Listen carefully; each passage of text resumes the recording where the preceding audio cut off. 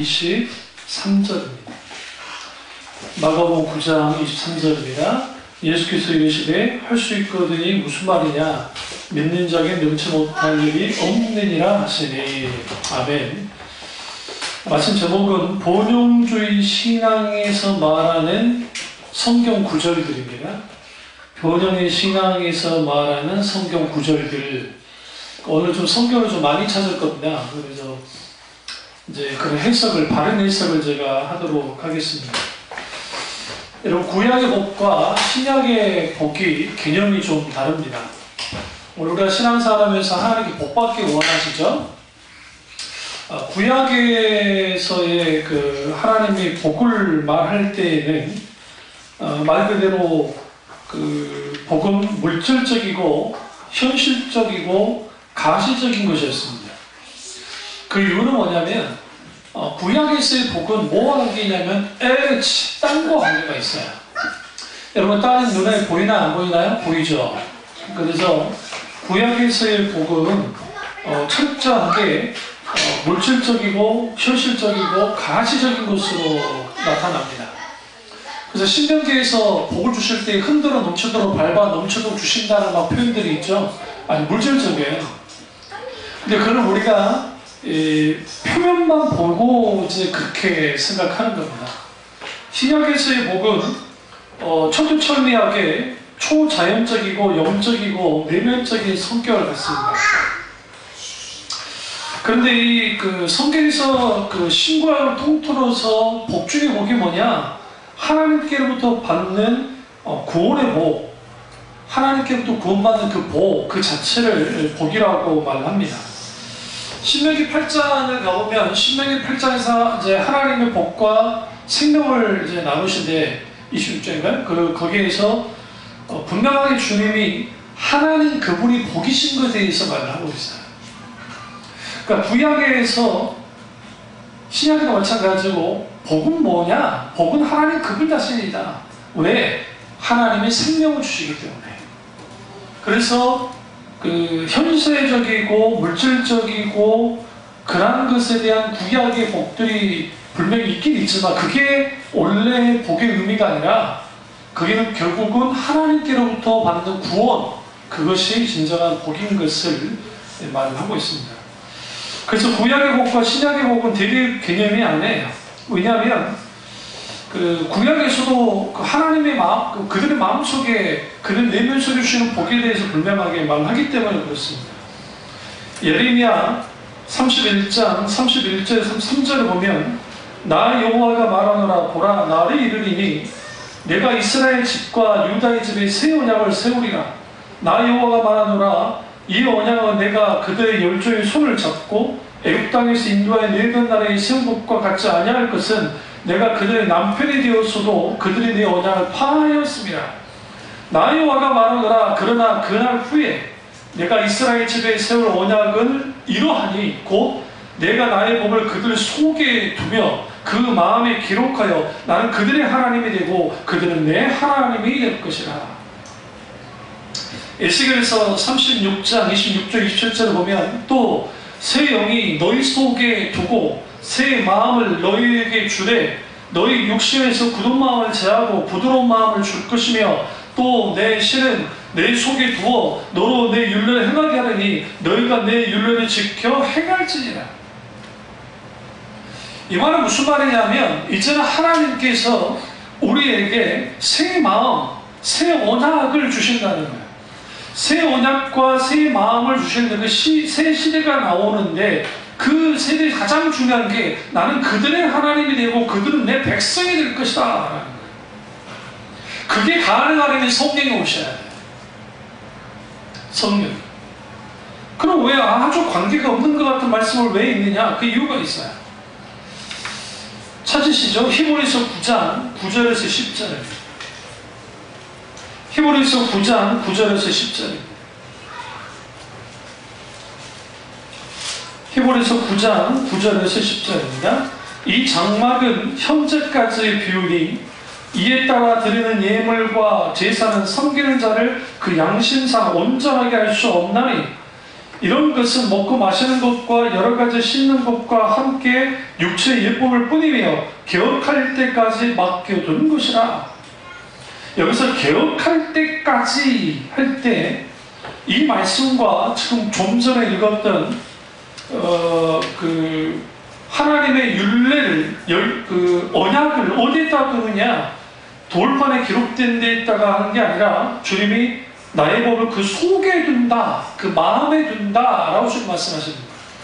이것을 통해서 이제 구약의 제사 제도가 완성이 되어졌고 개혁되어진다는 거예요.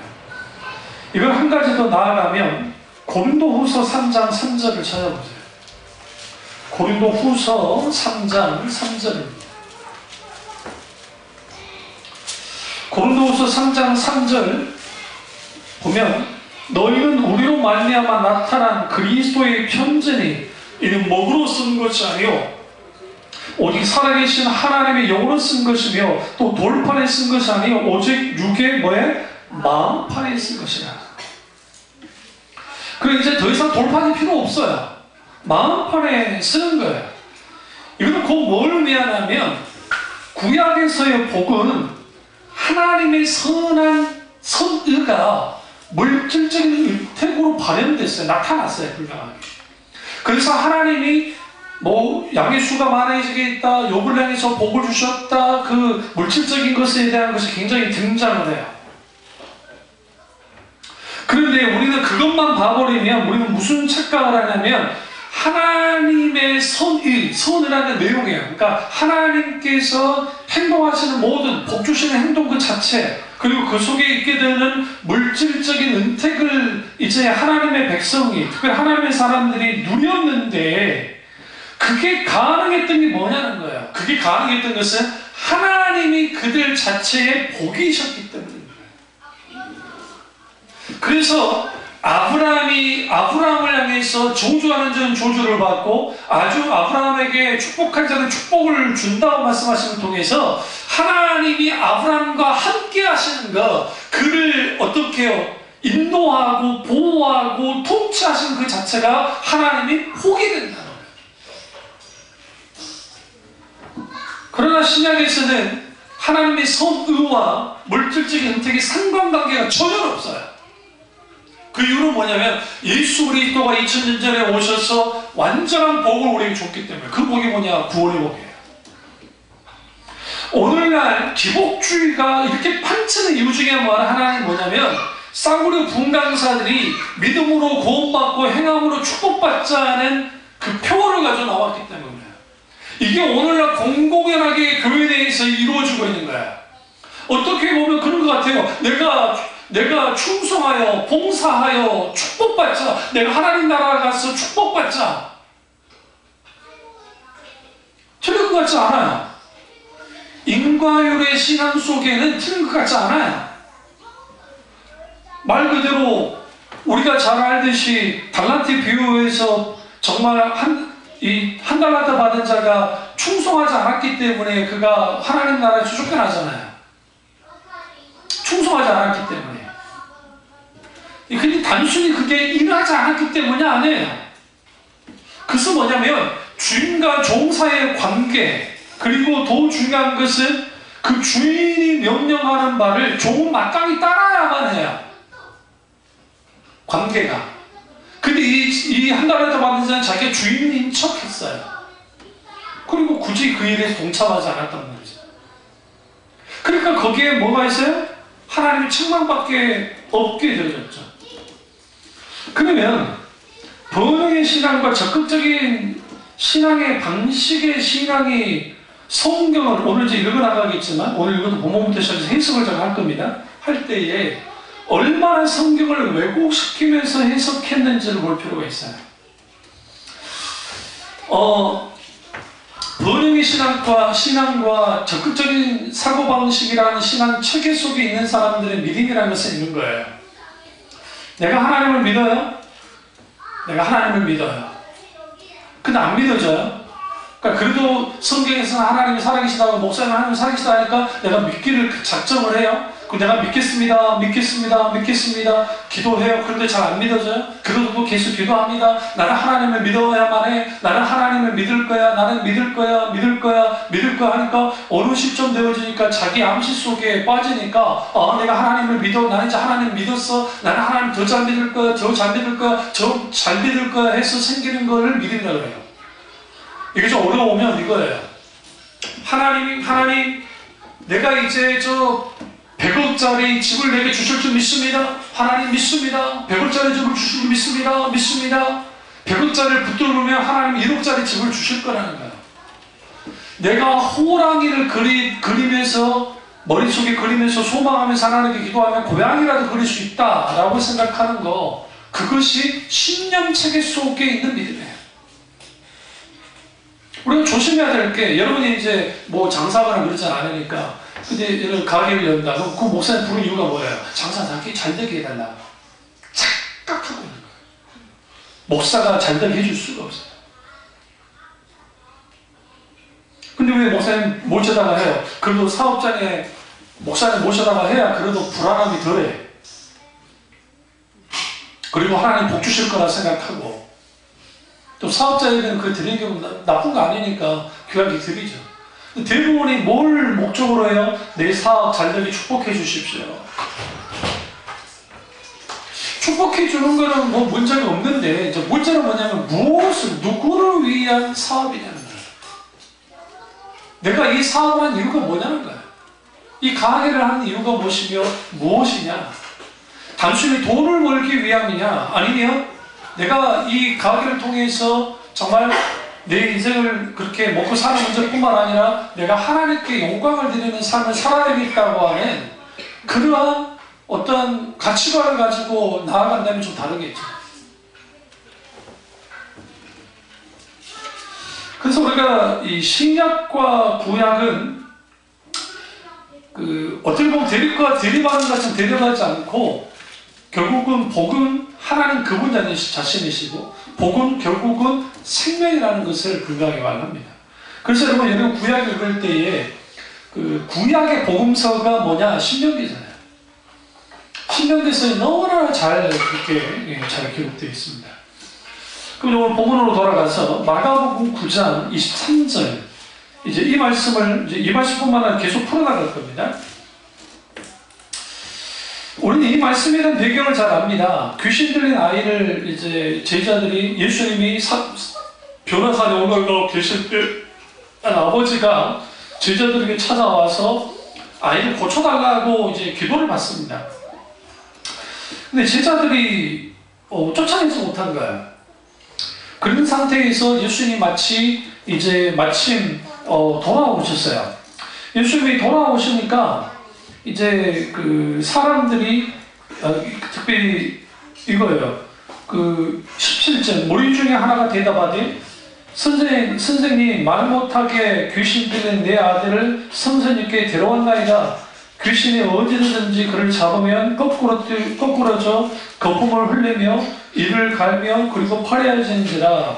내가 선생님의 제자들에게 내쫓아달라 하였으나 그들이 능히 하지 못하더이다. 하소연한 거예요. 하면서 대답하여 이르시되, 예수님 말씀하시는 거예요. 믿음이 없는 세대여, 내가 얼마나 너희와 함께 있으며 얼마나 내가 너희에게 참으리요. 그를 내게로 데려오라 하시니. 경련이 나고 거품을 막 흘리죠. 이 거품을 흐르니까 엎드려 구르고 거품을 흘리니까 이 아버지 마음이 억장이 무너지는 거예요. 똑같은 증상이 나는 거예요. 심한 증상이. 예수 물었어요. 이거 언제부터 그랬냐? 그러니까 어릴 적부터라고 합니다. 그래서 이제 불쌍히 여겨주십시오. 불에도 넘어지고 물에도 넘어지게 합니다. 그래서 우리를 불쌍히 여겨 도와주옵소서. 23절, 예수 이르시되 할 수 있거든이 무슨 말이냐? 믿는 자에게 능치 못함이 없느냐 하시니. 마가복음만 보면 이 말씀이 좀 이해가 잘 안 되는데, 한번 가시죠. 마태복음 17장을 한번 보세요. 마태복음 17장으로 가보면 17장 14절부터 쭉 나오죠? 이때 이제 불쌍히 넘어지는지라 골치 못하나이다 하니까 17절 예수님 똑같이 말하죠. 믿음이 없고 배역한 세대여 내가 얼마나 내가 참으려 데리고 오라고 예수를 꾸짖으니 귀신 나가고 아이가 이때부터 나으니라 하면서 우리가 집중해야 될 게 20절이에요. 이르시되 우리는 왜 못 작전했습니까? 그러니까 너희 믿음이 작은 까닭이라. 진실을 너희에게 이루노니 만일 너희에게 믿음이 겨자씨 한 마름만한 믿음이 있어도 이 산을 명하여 여기로 저기로 옮겨져라 하면 옮겨질 것이요 또 너희가 못할 것이 없으리라. 근데 우리는 이 말씀을 좀 오해하고 있는 게 이게 예수님이 하셨던 말씀인데 이게 미드라시라고 하는 유대 문헌에 나온 말이에요. 그러니까 저 산을 들어 저 바다에 던진다. 이게 불가능한 일을 가능하게 할 수 있다는 이런 가르침들이 예수님 당시 실제로 있었어요. 그걸 주님이 이제 인용하시는 겁니다. 이 말씀 좀 더 보시려면 이제 누가복음 9장으로 가야 돼요. 누가복음 9장 37절에서 한번 보시면 이제 쭉 나옵니다. 거꾸로 때리죠? 이제 내쫓아 주기를 구해 그들이 너희 못하더이다. 그러니까 이제 예수님께서 믿음이 없고 배역한 세대에 내가 얼마나 너를 참으려고 내 아들 데리고 와라. 올 때 귀신을 그를 거꾸로 때립니다. 심한 경련을 일으키게 한지라 예수께서 더러운 귀신을 꾸짖으시고 아이를 낫게 하사 그 아버지에게 도로 주시니 사람들이 다 하나님의 위엄에 놀라니라. 그러면 이 사건의 이 핵심이 뭘까요? 지금 이제 예수 결국 고쳐주시는데 할 수 있거든요. 무슨 말이냐? 믿는 자들의 능침이 없다는 말이 뭘까요? 결국 먼저 이걸 풀려면 예수님이 지금 이 아이를 고친 이유가 뭘까요? 이 소년을 불쌍하니까. 맞아요. 그런 속에서 하나님의 위엄을 드러내기 위해서 그 43절에 누가복음 43절에 하나님의 위엄이 놀라니라. 예수님이 아니에요. 무슨 말이냐면 제자들이 못 고쳤죠. 단순히 이게 믿음이 있으면 우리가 믿음을 가지고 모든 걸 살 수 있다는 단순한 차원의 말씀이 아니에요. 이거는 지금 뭐냐면 예수님이 이 사건을 통해서 하나님의 위엄을 드러내요. 그럼 이제 할 수 있거든요. 무슨 말이냐? 믿는 자들의 능침이 없느니라 라는 게 도대체 뭐냐는 거예요. 이 아버지가 예수에게 나온 목적이 뭐예요? 제자들이 그 아들을 고치지 못하기 때문에 나왔어요. 이때 이 아버지의 이 행동이 문제가 있어요. 어떤 행동을 갖고 있냐면 지금 이제 계속 불쌍히 여기서 도와줘 주옵소서라고만 보면 이게 지금 뭐예요? 그럴싸하게 그냥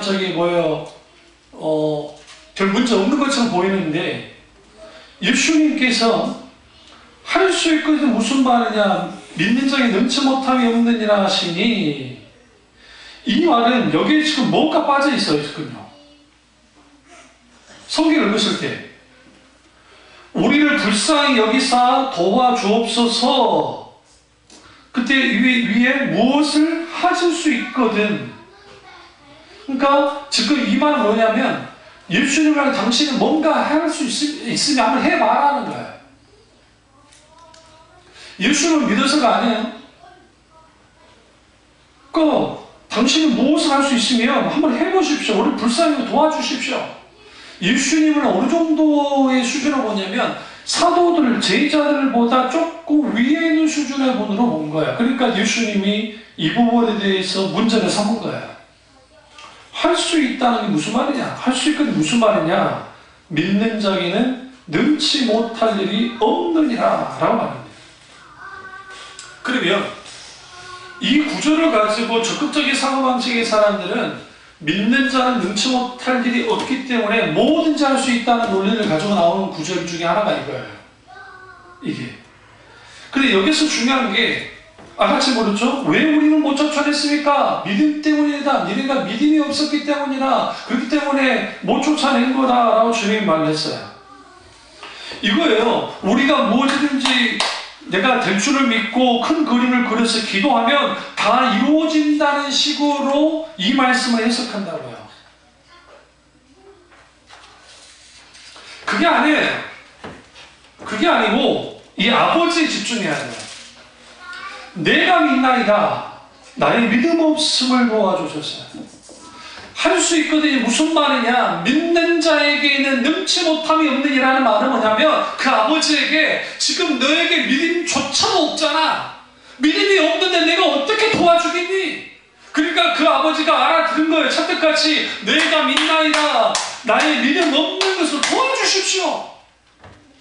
단순히 할 수 있는 무슨 말 믿는 자 능치 못함이 없느니라 내가 믿기만 하면 할 수 있다는 차원의 말씀이 아니에요. 이 말씀은 뭐냐면 믿음 없음의 문제를 강력하게 주님 말씀하시는 거예요. 그는 제자들 뿐만 아니라 이 아버지뿐만 아니라 제자들 향해서 너희가 믿음이 없으면 어떤 하나님의 역사가 나타나지 않는다는 거예요. 그걸 말하는 거예요. 실제로 헬라어 원전을 들여다봐도 그렇고 영어 성경만 봐도 잘 드러나요. 왜 그러냐면 할 수 있는 무슨 말이냐 믿는 자의 능치 못함이 없느니라 그러면 이렇게 보면 아 믿는 자들에게는 뭐 어떤 기도를 해도 능치 못함이 없어 모든 것을 이루어 줄 수 있어 라고 생각해요.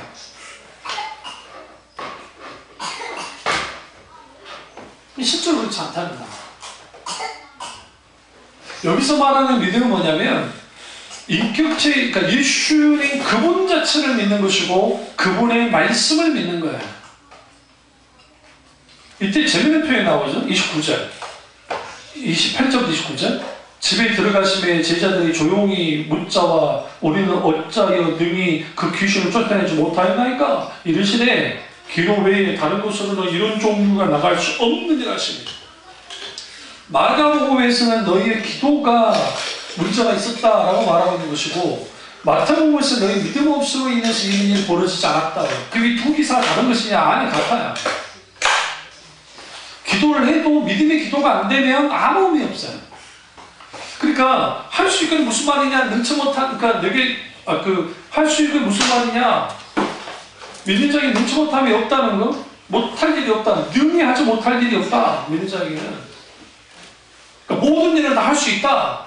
단순한 차원의 그런 밀어붙이고 막 기도하고 내가 믿기만 하면 된다는 차원이 아니고 믿음이 있을 때 그 믿음이 능치 못할 일이 없도록 만들어준다는 거예요. 그 믿음이라는 것은 우리의 신념이 아니고 하나님이 주신 믿음. 그러니까 하나님의 믿음을 가질 때 그런 일이 벌어지는 것을 분명히 말합니다. 가보죠 또 요한복음 15장 7절 요한복음 15장 7절 성경 계속 많이 찾았거든요. 15장 7절 너희가 내 안에 거하고 내 말이 너희 안에 거하면 무엇인지 원하는 대로 구하라 그리하면 이루리라. 이 구조를 통해서 이런 생각하는 거예요. 적극적 사고방식 이런 사람들은 자기가 가진 꿈, 계획, 욕망, 사업체, 자기 어떤 것들 그걸 놓고 매달려서 막 기도하면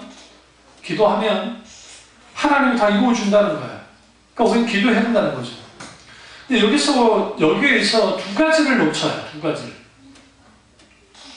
무엇이든지 원하는 대로 구하라 그리하면 이루리라에 집중을 해요. 이 적극적 사고방식 사람들은. 그런데 전제 조건이 있어요. 두 가지. 첫째는 내 안에 거하는 거예요. 이 내 안에 거한다는 것은 하나님과의 친밀한 교제예요. 주님과 친밀한 교제가 있어야 되고 첫 번째. 두 번째는 내 말이 너희 안에 거하냐. 하나님의 말씀이 거한다. 말씀이 너를 붙잡을 때, 붙들릴 때. 그랬을 때 무엇이든지 원하는 대로 구하면 이루어지는 거예요. 여기서 무엇이든지 원하는 데 할 때 내가 원하는 거에 다? 아니요. 이미 하나님과 친밀한 교제 가운데 있고 주님의 말씀이 있게 되어지면 우리는 필연적으로 기도는 어떻게 바뀌어지냐면 내가 원하는 뜻대로 내가 원했던 방향대로가 아니라 이제는 이것이 꺾어지고 하나님의 뜻을 찾게 돼 있고 하나님의 방향을 딱 초점을 맞추게 돼 있어요. 그런 상태에서 기도는 다 이루어주세요. 왜? 기도 자체가 잠들지 않았기 때문에. 그 말을 하는 거야, 그 말을. 그런데 우리는 이렇게 생각하죠. 내 뜻에 맞으면 기도 응답이고 내가 보기에 맞으면 내가 보기에 안 맞으면 응답이 아니라고 생각한다고요. 봅시다. 예수님도 거절당했어요. 기도하다가 하나님께. 그게 겟세마네 동산 기도예요. 근데 주님 뭐라 해요? 주님 하실 수 있으시면 이 잔을 내게서 옮겨주십시오. 여기서 말하는 이 잔을 내게서 옮겨달라는 전쟁 용어예요. 이게 뭐냐면 그 시대 배경을 알아야 좀 알 수 있는데, 예수님이 이 땅에 오셔서 세상 아비인 사탄과 그리고 예수님이 하나님 아들로서 오셔서 싸우죠. 그럼 고대에서 싸울 때 두 이제 총사령관이, 왕이면 왕, 총장군이면 장군이 둘이 다 독대하는 거야. 독대. 천막에서 모여가지고 딱 독대, 아니면 어디 모여서. 그럼 그때 뭘 내놓냐면 이 술잔을 내놔요. 술잔을 내놓고 화해할 것 같으면 일반 그냥 술이에요. 네, 화해하지 않을 것 같으면 거기다 뭘 타냐면 독을 타요. 그러니까 예수님이 지금 원수와 싸우는데 이제 최후의 전쟁 하시잖아요. 하시는데 거기에 지금 독이 들어있다는 걸 안다고요. 이 잔을 내게서 옮겨주십시오. 3번이나 기도했는데 하나님이 노한 거예요. 그런데 그것이 응답이었어요. 이게 아버지의 뜻인 줄 내가 알았사옵나이다 하면서 주님이 받아들여요. 이게 성경에서 말하는 기도예요. 그러니까 우리가 내가 원하는 거 해주십시오 막 밀어붙이고, 그러니까 한국교회 뭐가 성행했냐면 어떤 기도를 놓고 막 그걸 놓고 어떤 제목을 놓고 기도 제목을 놓고 막 계속 기도하는 거예요. 우리 교회에서는 제가 여기다 기도 제목 써놓고 기도하지 않잖아요. 사역을 하자는 거. 성령이 모셔보셔서 주님이 어떻게 하고 많이 묻고 그런 감동 속에 있으면 그런 거 기도 제목 나와요. 대부분의 교회는 자기들의 써놓은 기도 제목을 가지고 무조건 그걸로 기도하는 거야. 하나님이 해달라고. 그런 식으로. 그러니까 우리의 기도 제목을 먼저 하나님 앞에 점검받을 시간이 없어요. 점검받지 않고 무조건 해달라고 기도를 해요. 그러니까 여기서 지금 무엇인지 원하는 대로 구하라 그리하면 이루리라가 가능해지려면 주님 안에 가야 돼요. 주님과 친밀한 교제가 있어야 돼요. 주님의 말씀 안에 있어야 돼요. 주님 말씀이 지배 안에 있어야 돼요. 그 말씀의 약속을 붙들려야 돼요. 붙들릴 때 무엇인지 원하는 대로 구하면 이루어져요. 왜 이루어지느냐? 하나님은 그걸 거부할 이유가 전혀 없어요. 바울이 고린도후서 12장 8절과 9절에서 기도하죠. 자기의 가시를 제거시켜달라고. 하나님 앞에 기도했습니다. 근데 하나님 앞에 기도했는데 하나님이 노합니다. 그러면 그게 응답이 안 된 거예요? 응답이 된 거예요. 그래서 하나님의 기도에는 응답이 3가지가 있는데, 전제 조건이 아니라 명제를 하나 던지면 기도에는 반드시 있다. 모든 기도에는 하나님의 응답이 있다. 그 전자 아래에서 첫 번째는 yes. 축하해 주시는 거예요. 신나죠? 우리도 기도하다 그런 응답받습니다. 두 번째 wait. 기다려. 왜 기다려요? 때가 되지 않아서 그래요. 때가 되지 않으면 기다려. 우리 허니가 엄마! 자극할래! 기다려. 뭔지 아시죠? 조만할 때 자극한단 말 하거든. 누구랑 결혼하겠다. 기다려! 우리가 하나님 앞에 기도할 때 기다려. 그것도 기도 응답인데 우리는 그 기도 응답이 아닐 거라 생각해. 그리고 3번째는 뭐냐면 노예요. 안 돼. 그건 안 되는 거야. 그 외국에서 총기 사고가 날 때 막 허니만한 애들이, 어린애들이, 아니면 더 어린애들이 막 총기 사고로 막 죽고 그러잖아요. 그 부모들이 정말 잘못된 사람들이에요. 그러니까 애들이 서랍을 막 만질 수 있을 만큼 그런 데다 놔뒀으니까 이제 애들이 그런 거. 근데 이제 그 생각을 어른들은 왜 그렇게 쉽게 생각하냐면, 이게 우리가 이제 그 안전을 풀어야 총을 쏠 수 있어요. 못 풀 거라 생각해요. 근데 애들은 인지능력은 없어서 이게 갖고 놀다 보면 자기가 모르게 탁 풀려진다고. 그럼 쏘면 그 안에 식판이 들어갔으면 그러니까 그 안에 총알이 없으면 상관없어요. 어린애들이 그렇게 어린애들이 총을 일일이 집어넣을 수는 없으니까 그 안에다가. 완전 저런 애들 이제 혼인만한 애가 일 때는 그게 가능할지 모르죠. 더 어린 애들은 힘드니까. 그럼 왜 하나님 우리에게 노라고 할까요? 우리에게 유익하게. 그러니까 바울이 아픈 게 유익하다는 거야, 너에게. 예수님이 십자가에서 겟세마네 동산에서 하나님 노라고 그랬는데 네가 예수님께서 십자가 죽으신 것이 이게 의가 되고 영혼 구원, 전 인류 구원하는 일이 되기 때문에 하나님의 뜻이기 때문에 옳은 거기 때문에 노 하신 거야. 나 그 잔을 옮겨줄 수가 없다. 마찬가지로 하나님이 우리에게 때로는 기도하다가 그거 안 돼 라고 할 때 우리는 거기서 상처받거나 하나님께 상처받거나 거기에 막 주눅들 필요가 없는 게 하나님이 노라 하셨다는 것은 결국 나를 위한 일이기 때문에 나를 위해서. 예수도 마찬가지죠. 근데 우리는 다 뭘 원해요? 예수, 예수, 예수. 브루스 올마이티라고 영화 보셨어요? 짐 캐리라는 거 몰라요? 짐 캐리 원래 갑자기 하나님이 돼버린 거예요. 갑자기 하나님이 됐어요. 하나님이 돼가지고 어느 날 갑자기 막 소리가 들리는 거예요. 무슨 소리? 로또 좀 해달라고. 에이 시끄러워! 예스! 했어요. 그리고 로또 당첨되고 싶어하는 사람들이 다 예수를 시켜줬어요. 근데 문제가 생겼어요. 당첨자가 수백만이에요. 당첨금이 아무 의미가 없어질 거예요. 그건 이제 그 헐리우드 코미디 영화지만 신이, 그들이 말하는 신이 다 예수를 해줬으면 이 세상은 다 끝장이 났을 거예요. 심지어는 주님 저 인간 죽여주십시오. 오냐! 그럼 끝나는 거죠. 오냐. 그러면 내게는 너희가 내 안에 가고 내 안에 너희 안에가 무엇인지 원한다 구하라. 그 다음 이루리라의 강조점은 어디에 있냐면 하나님과의 친밀한 교제에 있어요. 하나님과 친밀한 교제 속에 행해지는 기도 속에는 하나님의 뜻이 충분히 담겨지기 때문에 하나님이 당연히 원하는 대로 이루어준다는 거야. 근데 그거 없이 앞에 있는 말씀들을 딱 빼버리고 뭐든지 원하는 대로 구하라 그냥 이루리라 라고 하면서 기도로 밀어붙이면 된다고 생각합니다. 그게 대표적인 게 뭐냐면 이게 어떤 종교 다 떠나가지고 모든 종교 속에서 종교인들 하는 행동들을 해요. 터키가 이슬람 국가잖아요. 근데 이슬람 국가인데 물론 이제 거기 조금 사이비적이지, 딴 데 비해서는 좀. 근데 지금은 이제 좀 더 보수적이 됐어요. 본인들이 그 터키 갔을 때하고 그때 터키와 지금 터키가 좀 많이 달라요. 지금 그 원리주의자들이 더 많이 들어와 있기 때문에. 그런데 어째 신성한 나무라는 게 있대요. 어느 지역에 거기에다가 소원들을 달아놓고 그것이 빌어요. 누가? 무슬림들이. 근데 그에 대한 저항감이 없어요.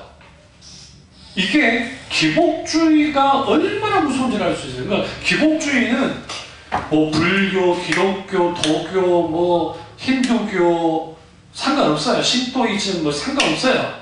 이걸 총체적으로 해요. 왜? 인간의 본성과 딱 맞닿아 있기 때문에. 본성과. 또 찾아볼까요? 빌립보서 4장 13절. 빌립보서 4장 13절. 내게 능력 주시는 자 안에서 내가 모든 것을 할 수 있느니라. 아까쯤에 할 수 있거든 무슨 말이냐? 믿는 자에게는 능치 못함이 없느니라 라는 그 말씀을 통해서 믿음 만능주의를 강조를 했고, 실제는 여기는 이제 내게 능력 주시는 자 안에서 내가 모든 것을 할 수 있다라는 거예요. 이걸 통해서 우리는 어떤 것을 할 때 못할 일이 없다는 거예요. 그러면서 여기서 만들어낸 게 뭐냐면 창조주의 DNA가 우리에게 있다라는 걸 주장하는 거예요. 창조주이신 하나님의 DNA가 인간에게 있기 때문에 인간에게는 이 창조성이 있다. 그래서 이걸 크리에이티브 뭐 입소스라고 하든지 그러니까 창조적 자원을 갖고 있기 때문에 그 창조적 자원을 개발을 잘하면 이걸 개발을 잘 해가지고 이걸 계속 확대화시키면 이걸 통해서 우리는 못할 일이 없다. 연예인들 중에서도 자기들이 열심히 해가지고 원하는 대로 이렇게 되어온 사람들의 주장은 뭐냐면 하면 돼요. 해보니까 돼요. 인간은 못할 일이 없구나. 원래 할 수 있다 라고 생각하는 게 적당한 성공 경험을 하는 사람들이에요. 해보니까 되거든요. 그런데 연예인들 중에 진짜 철든 사람들은 이게 내가 해서도 된 거지만 그러나 그거보다는 어떤 그 세상 말로 하면 우연히 잘 맞아가지고 그 시대와 잘 맞아요. 김세민 씨 같은, 김세민이가 CF를 20개나 찍었다네. 부럽지? 일종의 로또로 맞은 거예요. 근데 그러니까 그렇게 됐다. 그러면 내가 세상 사람들은 내가 인간은 못할 일이 없기 때문에 모든 걸 할 수 있어. 그게 인본주의예요. 그게 여기서 핵심이 뭐냐면 내게 능력 주시는 자 안에서, 그러니까 내가 모든 걸 할 수 있다는 신념만 있으면 모든 이룰 것이 없다는 거 근심을 해석을 해요, 이 말씀은. 그런데 이 말씀은 그와 전혀 상관없어요. 그 이유가 뭐냐면 그 앞에 있는 말씀들을 보셔야 돼요. 성경은 그 해석이 나와야 돼요. 그게 뭐냐면 11절, 내가 궁핍함으로 말하는 것이 아니라 어떤 형편든지 나는 자족하기를 배운거라. 나는 비천에 처할 줄도 알고 풍부에 처할 줄도 알아. 모든 일 곧 배부름과 배고픔과 풍부와 궁핍에도 처할 줄 아는 일체의 비결을 배우느니라. 내게 능력 주신 자라서 내가 모든 걸 할 수 있느니라. 이 말은 무슨 말이야? 자족하게 되는 이 모든 것이 어떻게 가능했느냐? 내게 능력 주신 자라서 가능했다라는 말씀이에요. 그러니까 위에 있는 말씀을 딱 빼버리고 그냥 18절만, 아니 13절만 가지고 말을 하면 우리는 뭐같이 생각될 수 있어요? 내게 능력 주신 자라서 내가 모든 걸 할 수 있구나 라는 식으로 해석해버리는 거예요. 그게 아니에요. 일체에 뭘 배웠어요? 자족하는 거. 그러니까 내가 부자도 되어봤고 내가 궁핍도 되어봤고 내가 누리기도 했지만 또 줄이기도 했다는 거예요. 근데 이 모든 게 어떻게 가능했느냐? 내게 능력 주시는 자에서 내가 이 모든 것이 가능했다는 것을 사도 바울이 말하고 있는 거예요. 근데 이것을 적극적인 사고방식이나 소위 말하는 본용주의 신앙을 갖고 있는 사람들이 이 구절만 가지고 나와서 봐라, 성경에 있지 않냐? 성경에 내게 능력 주신 자, 내가 모든 걸 할 수 있다고 했지 않냐? 그러니까 내게 능력 주신 자, 주님이 내게 능력만 주시면 우리에게는 못할 일이 없다. 이건 자족과 관계인데, 이건 애티튜드, 태도와 관계인데, 태도. 그러니까 내 형편, 내 삶의 형식, 그리고 내가 어쩔 때는 좀 부유할 때가 있고 어쩔 때는 가난할 때가 있고 이러한 부침이 있는데 그런 부침들 속에서도 내가 내가 자족할 수 있었던 것은 주님의 능력이, 내게 능력 주신 그 주님의 능력이 나와 함께 하셨기 때문에 이 모든 것을 할 수 있었다는 거예요. 여기서 말하는 이 모든 건 뭐예요? 모든 걸 할 수 있다는 것은 비천에 처하고 풍부에도 처하고 배고픔과 배부름과 풍부와 궁핍에 처할 줄 알았던 그 모든 것. 그걸 말해, 그걸. 아니면 나와보라 하세요.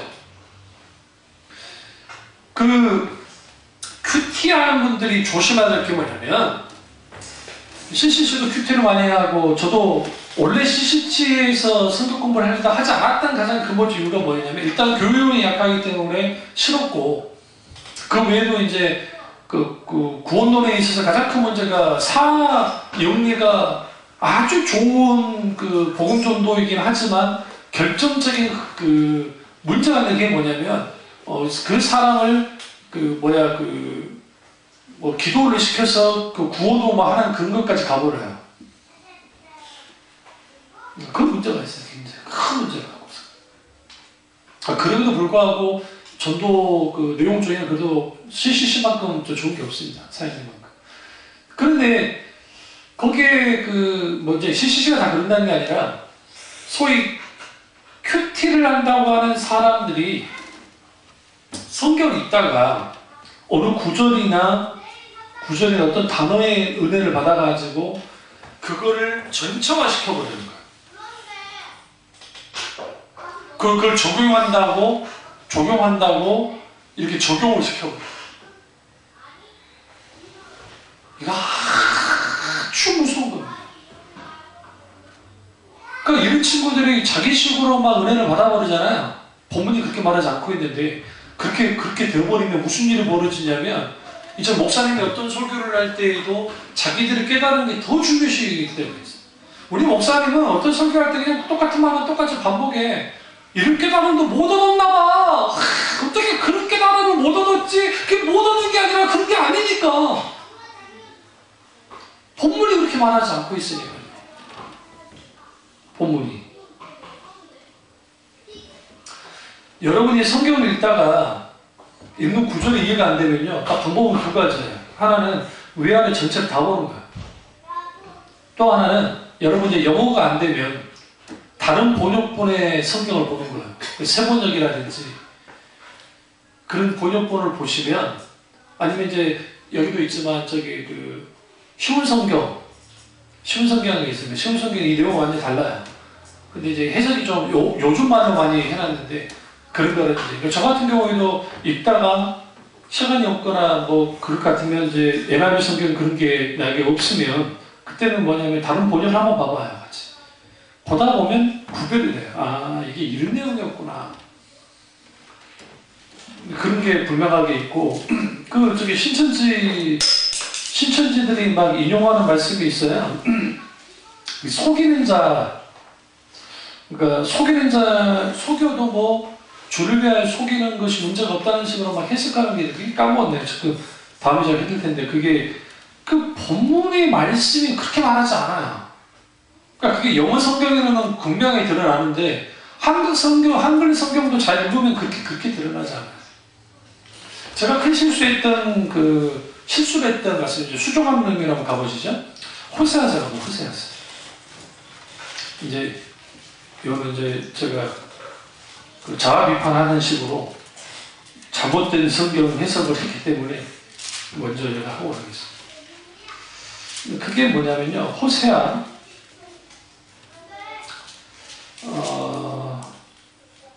6장을 가보시면 6장 1절에서 3절에 오라 우리가 여호와께로 돌아가자. 여호와께서 우리를 찌셨으나 도로 낫게 하실 것이요 우리를 치셨으나 싸매어 주실 것이라. 여호와께서 이틀 위에 우리를 살리시며 셋째 날에 우리를 일으키시리니 우리가 그의 앞에 살리라. 그러므로 우리가 여호와를 알자. 힘써 여호와를 알자. 그의 나타나시는 새벽빛과 저녁임이 없나니 비와 같이 땅을 적시는 늦은 비와 같이 우리에게 임하시리라 하니라. 이 말씀 제가 어떻게 해석을 했냐면, 우리 여호와께로 돌아가야 된다. 우리가 찢었지만 주님이 도로 낫게 하셨다. 우리들을 살리실 거다. 이틀 후에 살리시고 일으키실 거고, 그리고 일정하게, 그러니까 새벽빛과 어김없이 오는 하나님이라고 가르쳤어요, 제가. 그게 아니에요. 자, 보세요. 이걸 풀려면 앞쪽으로 가보시면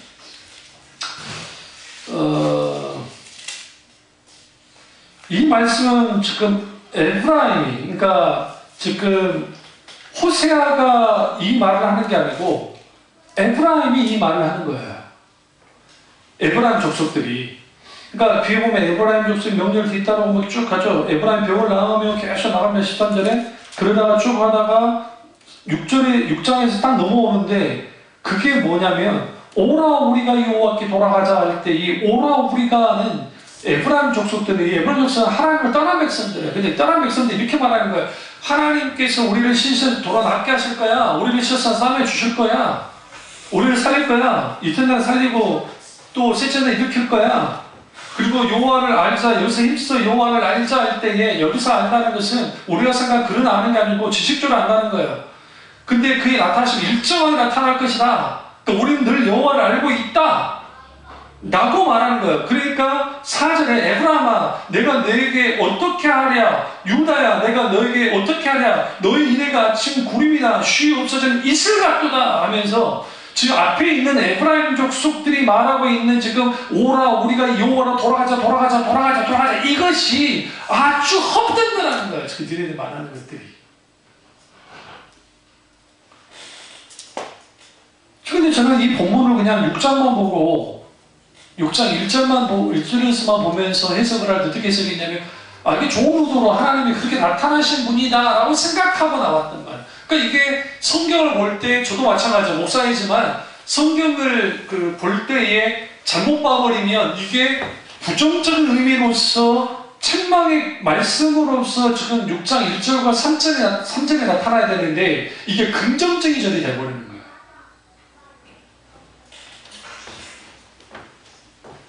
이제 바꿨습니다. 제가 이제 그런 실수를 안 할 테니까 이 본문에 있어서는요. 그러니까 그 성경을 그 문맥을 따라서 이걸 쭉 잘 보지 못하면 우리는 그 큰 실수를 할 수가 있어요. 사무엘하 7장 29절 한번 가보시죠. 사무엘하 7장 29절. 사무엘하 7장 29절을 보면 이제 청하건대 종의 집에 복을 주사 주 앞에 영원히 있게 하옵소서. 주 여호와께서 말씀하셨사오니 주의 종의 집에 영원히 복을 받게 하옵소서 하니라. 여러분 이 구절이 집집마다 많이 걸려 있어요. 액자에 아주 자주 인용되는 그 단골 성구예요. 그러니까 장식회라든지 그런데. 그러니까 이게 뭐냐면 이게 개인적인 것보다는 가정들의 복을 하나님이 주신다고 할 때 안손맞춤으로 인용되는 그런 구절이에요. 그런데 여기에서 위에 있는 구절들, 그러니까 위에 있는 말씀들, 28구절 위에 있는 그 말씀들을 쭉 읽어보면 뭐가 관계 있는 말씀이냐면 소위 다윗 언약과 관련된 말씀이에요. 내 집과 내 나라가 내 앞에 영원히 보존되고 내 위가 영원히 견고하게 되리라 하면서 사무엘하 7장 16절에 언급을 합니다. 언급을 하고 그리고 난 다음에 이게 뭐냐? 지금 영원히 복을 받게 하옵소서 하니라라는 이 말씀이 누가복음 1장 31절과 33절에 예수 그리스도 안에서 구원의 사역이 성취되는데, 그러니까 이것은 지금 한 개인을 향해서 소위 단순히 다윗의 가문만을 향해서 했던 이 말씀이 아니고 그러니까 오실 메시아 예수 그리스도, 그러니까 메시아를 통해서 주어지는 하나님의 복을 말하고 있는 건데, 이걸 다윗의 기도라고 하니까 다윗의 가문 속에서 가족 속에서 이런 복을 영원히 누리라는 말씀으로 딱 줄여나왔단 말이에요. 줄여놓으니까 이제 그 말씀을 읽는 사람들이 똑같이 주님 이제 말씀하셨사오니 주 여호와의 종이 주 영원히 복을 받게 하옵소서. 그 복 받기 원합니다. 우리 그걸로 기도해야 됩니다. 다윗의 집이 이렇게 복을 받았던 것처럼 우리도 복을 받아야 됩니다 라고 가르치는 거예요. 다시 풀어줄까요? 자신의 가정에 물질적인 복을 내리기를 고대하면서 사무엘하 7장 29절의 말씀을 붙드는 거, 이게 무의미한 종교 행위예요. 이거는 마지막 다윗의 언약과 관계가 있고 그 언약의 성취가 예수 그리스도를 통해서 되었어요. 그걸 말하고 있어요. 그거를 우리가 너무나 잘 아는 야베스의 기도 가보시죠. 역대상 4장 10절. 역대상 4장 10절.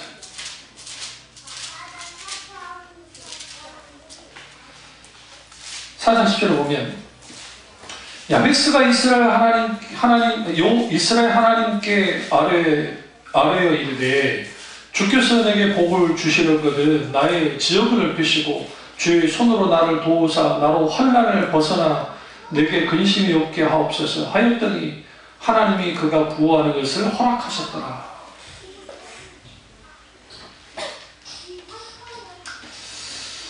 여기서 여러분 이 말씀만큼 본용주의나 적극적 사고방식에 쓰였던 말씀이 없어요. 야베스의 기도라는 책으로 엄청나게 떼거나 벌었던 사람이 있죠. 우리나라에서도 베스트셀러가 되고 미국에서 베스트셀러가 됐었는데 아주 위험한 책입니다. 이런 책이 문제가 있는 책이에요. 야베스의 강구를 보면 복에 대한 말이 나오고, 그리고 구체적으로는 지역을 넓히려면 땅의 확장, 환란에서 벗어나는 것, 근심이 없는 것으로 이제 딱 되어 있어요. 이게 뭐냐면 이게 구약적인 복의 패턴이에요. 그게 뭐냐면 이게 구약적인 의미 구조적 패턴으로 이걸 딱 읽어보면 어떻게 보냐면 이거예요. 하나님의 선의가 물질적인 은택으로 드러나는 걸 반영을 해요. 문제는 신약에서는 이게 다 끊겨졌다 했잖아요. 이제 더 이상 물질적인 어떤 복에 대한 개념을 깨부었다고요. 예수님 그렇기 때문에 복을 인용하실 때 마카리우스라는 단어를 사용하시면서 복이라는 단어가 여러 단어가 있는데 의도적으로 사용하시면서 구약의 아슈레와 연관시키셨단 말이에요. 아슈레. 그러면 오늘날의 야베스의 기도가 왜 문제가 되냐면 야베스가 이렇게 기도했더니 뭐였더라? 복을 받았더라. 그런데 야베스라는 이름 자체의 의미가 뭐냐면 고통, 고난이라는 뜻이에요.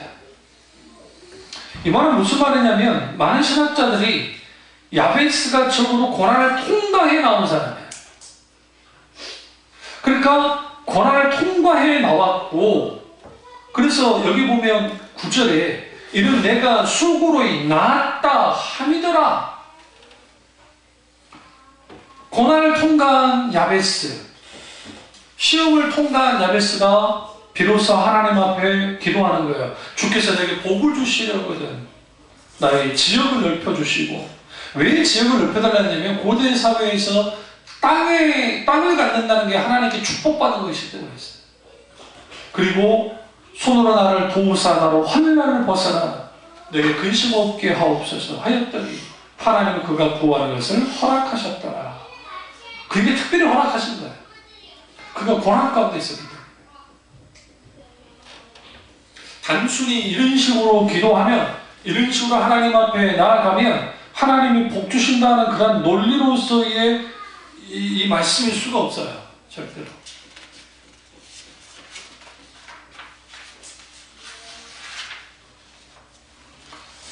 이뿐만 아니라 욥기서 8장 7절 시간이 좀 갔지만 욥기서 8장 7절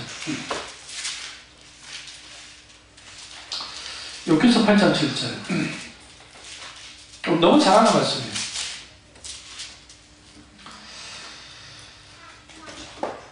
8장 7절이요. 내 시작은 미약하였으나 내 나중은 심히 창대하리라. 이제 빌닷의 이야기입니다.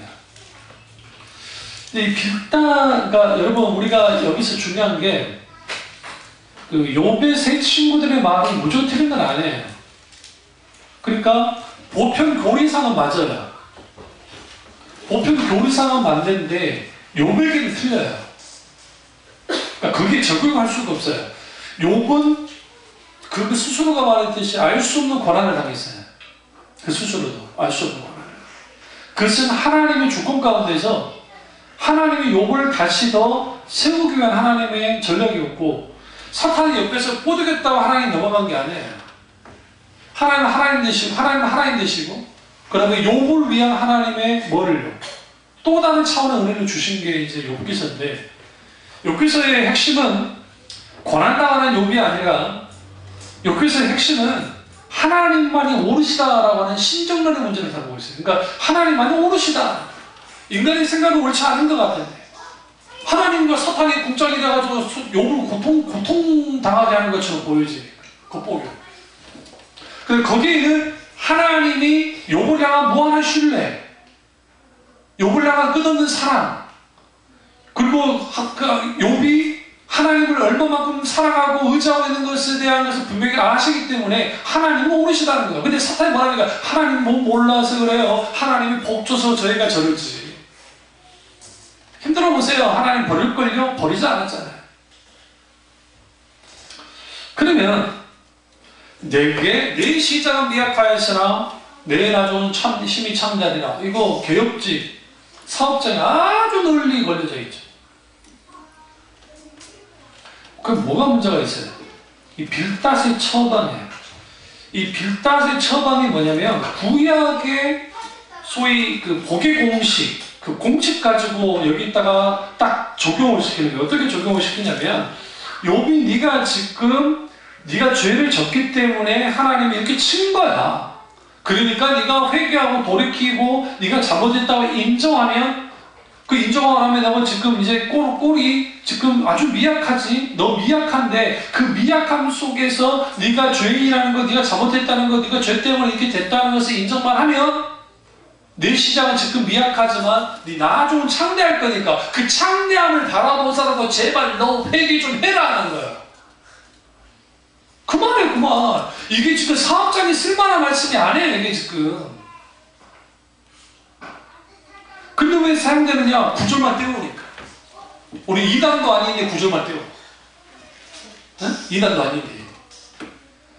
이요한 씨가 구원파가 아니면 누가 구원파죠? 어떤 글을 보니까 이요한 씨 뭐 거기 유명한 SES의 그 유명한 가수도 그렇고 거기서 결혼식 하고 하는데 그 이렇게 써놨더라고. 그 일본 기독교 교리와 다를 게 없더라고. 99%는 똑같이 보여요. 1%가 결정적이에요. 1%가. 그걸 볼 수 있는 눈들이 없기 때문에 겉보기로는 막 그렇게 될 것 같아도 실제로 들여다보면 구원의 서정이라는 것이 구원의 서정이 있는데 그 구원의 서정 속에 가장 중요한 것은 그들이 무슨 깨닫고 종교적인 체험을 하고 뭘 하고 난 다음에 구원을 받는 게 아니에요. 이게 한국교회, 그러니까 김세호 박사님이 구원파의 구원론이랑 한국교회 교인들의 구원론이 거의 95% 이상이 똑같다는 거예요. 뭐 다를 게 없다는 거예요. 95%가. 구원은 내가 어떤 특별한 깨달음을 얻어서 구원받는 것도 아니고 특별한 체험을 해서 구원받는 게 아니고 성령이 조명 속에서 내가 죄인인 것을 깨달아 알기 시작하고 성령의 조명 속에서 예수 그리스도의 십자가가 나의 십자가가 되어져서 내가 예수 그리스도와 함께 죽었다는 것을 성령의 놀라운 역사 속에서 알게 되고 그 하나님의 말씀이 나를 어떻게 만드느냐? 내가 예수 그리스도가 아니면 구원받을 수 없다는 절박감을 가지고 하나님이 내게 은혜 베풀어 주지 않으시면 나는 지옥 갈 수밖에 없는 존재라는 것을 현실 인식을 하고 내가 십자가만을 바라보고 십자가만을 의지하고 나아가게 하는 그 놀라운 성령의 기름 부음의 역사와 성령의 중생케 하는 역사하심이 분명하게 있어야 그 사람이 구원받은 사람이야. 그 사람이요.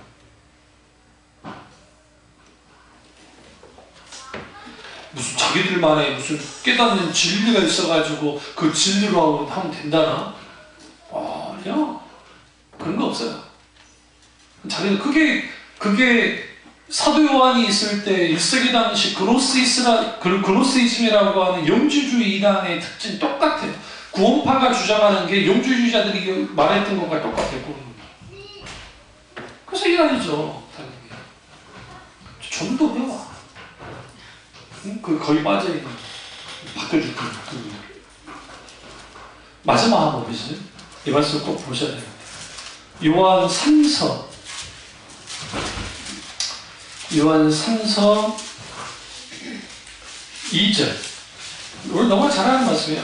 사랑하는 자여, 내 영혼이 잘된 같이 범사에 잘되고 강건하기를 내가 간구하노라. 이게 이제 소위 한국교회는 형통의 신학이라고 하는 소위 신토불이 용어, 삼박자의 축복의 근거가 되는 구절입니다.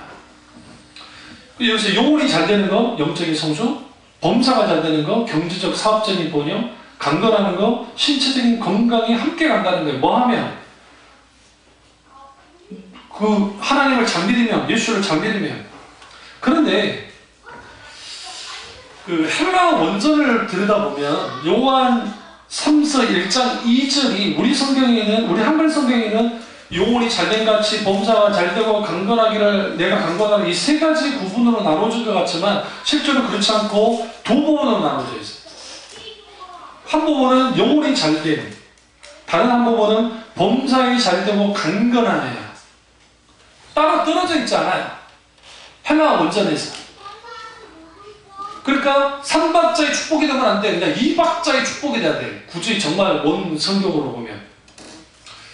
또 하나는 이 본문 구절을 이 본문 구절은 한 개인을 향한 말씀이에요. 누구에게? 장로인 나는 사랑하는 가이오에게 편지했다. 그러니까 이거 주고 누구예요? 이거 내가 한번 읽어볼게요. 제가요. 사랑하는 가이오여, 가이오 너의 영혼이 잘됨같이 가이오가 범사에 잘되고 강건하기를 나 사도 요한이 간구한다. 기도문이야. 그렇게 된다가 아니라 기도문이라고. 기도문. 경제적, 사업적, 번영, 신체적인 건강, 별도로 내용을 돌출할 수가 없어요. 실제로. 그리고 더 중요한 건 뭐냐면 이게 삼박자 구원의 교리를 도출시켰다라고 하는데, 여기에서 이 구절이, 그러니까 아주 작은 구절이니까 가이오라고 하는 개인에 대한 이제 간구의 형태의 말이에요. 지금 이 말씀이. 그리고 뭐뭐 되기를 바란다, 뭐뭐 해야 한다, 반드시 뭐뭐 하게 된다, 여기에 이렇게 보는데, 여기서 중요한 게 간구하느라 뭐뭐 하기를 원한다 라는 식으로 돼요. 그러니까 이게 지금 간청문이에요. 그런데 삼박자의 축복에서는 내 영혼이 잘되고 범사에 강건하기를 내가 기도하면 이리로 된다는 거예요. 필연적으로 되게 돼 있다는 거예요. 그런 신앙 공식 속에서. 이거는 소위 말하는 이 삼박자의 축복이라는 것이 내가 기도하면 이렇게 이루어진다는 게 아니라, 내가 지금 가이오야, 사도 요한이 가이오야 내가 이렇게 되기를 원해, 바람을 안고 있는 거예요. 네가 어떻게 영혼이 잘되고 범사가 잘되고 강건하게 내가 간구한다. 내가 이렇게 간구하고 있다. 가이오야. 어떻게 여기에서 삼박자의 축복이라는 게 나올 수가 있나요? 그것도 보편화시켜가지고. 여러분, 이게 무서운 거예요. 여기에 있다가 다 거기 있다가 합수를 시켜버려요. 모든 것들. 그렇게 되면 소위 말하는 성경을, 같은 성경을 읽는데도, 같은 성경을 보는데도 다른 해석 때문에 가능하죠. 그러니까 강단에서 그러한 메시지가 선포되어지면 교인들은 거기에 계속, 분별력이 없는 교인들은 거기에 물드는 거예요. 들으니까 또 목사님이 거짓말할 일은 없잖아요. 저처럼 또 무죄해가지고 호세아서를 그렇게 해석할 때도 있고, 잘못되게. 그러니까 그래서 부단히 목사는 하나님의 말씀을 연구해야 된단 말은 뭐냐면, 부단히 말씀의 해석에 의해서 오류가 없기를 몸부림쳐야 돼. 근데 성경 해석할 때 오류가 없을 수가 없어요. 우리는 인간이기 때문에. 적어도 제가 오늘 이 말씀을 다룬 이유는 뭐냐면, 분별력을 갖자는 거죠. 분별력.